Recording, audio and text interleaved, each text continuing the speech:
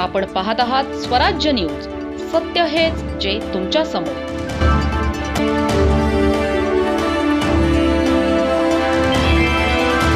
धुळे शहरात झालेल्या मुसळधार पावसानंतर अनेक धक्कादायक वास्तव समोर येत आहेत. हा केवळ नैसर्गिक आपत्तीचा परिणाम आहे का, की वर्षानुवर्ष झालेल्या अतिक्रमणाचा, निष्काळजीपणाचा आणि भ्रष्ट व्यवस्थेचा हा स्फोट आहे?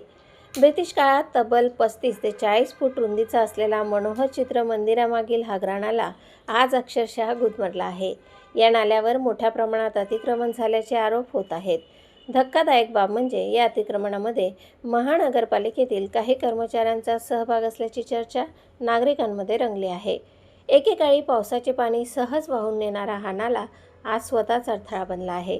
परिणामी पावसाचे पाणी थेट नागरिकांच्या घरात आणि रस्त्यांवर घुसले. अनेकांचे संसार उद्ध्वस्त झाले. व्यापाऱ्यांचे लाखो रुपयांचे नुकसान झाले. वाहतूक पूर्णपणे ठप्प झाली. शहरातील अनेक भाग जलमय झाले. दरवर्षी नालेसफाईच्या नावाखाली कोट्यावधी रुपयांचे टेंडर काढले जातात. काम पूर्ण झाल्याचे दावेही केले जातात. मात्र प्रत्यक्षात नाले तुंबलेलेच दिसतात. मग हा पैसा जातो कुठे? नालेसफाई फक्त कागदावरच झाली का? महानगरपालिकेवर आधीच कोट्यावधी रुपयांचे कर्ज आहे. तरीही शहरातील मूलभूत सुविधा कोलमडलेल्या आहेत. आयुक्त आणि लोकप्रतिनिधींनी जर प्रत्यक्ष ग्राउंड लेव्हलवर उतरून काम केले असते तर आज धुळेकरांवर ही वेळ आली नसती. 20 ते 30% कमिशनखोरीच्या आरोपांमुळे नागरिक संतप्त झाले आहेत. विकासाच्या घोषणा मोठ्या, पण वास्तव मात्र पाण्यात बुडालेले. जिल्हा पोलीस अधीक्षक कार्यालय परिसरातही पाण्याचा मोठा फटका बसला. वाहतूक शाखा आणि शहर पोलीस ठाण्याच्या परिसरातही पाणी साचले. कर्तव्यावर असलेल्या पोलीस अधिकारी आणि कर्मचाऱ्यांना स्वतःचा जीव धोक्यात घालून काम करावे लागले. साचलेल्या घाण पाण्यातूनच त्यांना नागरिकांची मदत करावी लागली.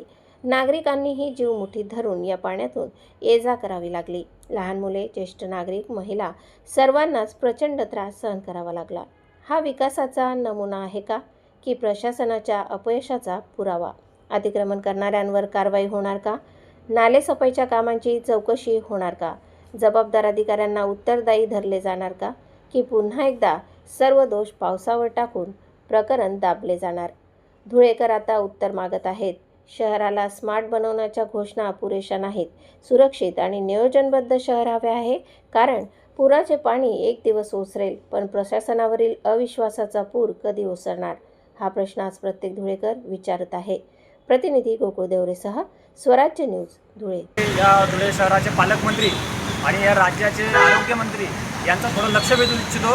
आता आम्ही रुग्णालयामध्ये काही ड्रेसिंग करायला आलो असता या ठिकाणी पाहिलं तर सिटी स्कॅनच्या ऑफिसमध्ये प्रचंड प्रमाणात पाणी घुसलेलं आहे आणि सिटी स्कॅनचं ऑफिस त्यांचं बंद करण्यात आलेलं आहे. आता एक प्रचंड वेदना घेऊन आलेलं एक पेशंट होतं, वरिष्ठ नागरिक होता, पण त्या ज्येष्ठ नागरिकाला हात धरून आम्ही आतमध्ये नेलं, परंतु सिटी स्कॅन कार्यालय बंद होतं. का तर म्हणे कार्यालयात पाणी घुसलेलं आहे. मी या धुळे जिल्ह्याचे पालकमंत्री आणि या राज्याचे मुख्यमंत्री आणि या राज्याचे आरोग्यमंत्र्यांना विनंती करतो की साहेब जरा जमिनीवर काम करा. या जिल्हा रुग्णालयामध्ये गुडघ्या एवढं पाणी घुसलेलं आहे. 2-2, 3-3 फूट पाणी या जिल्हा रुग्णालयात आहे.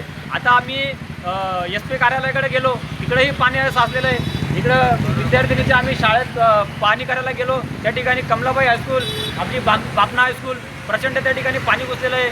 गरुड कॉम्प्लेक्समध्ये प्रचंड प्रमाणात पाणी साचलेलं आहे.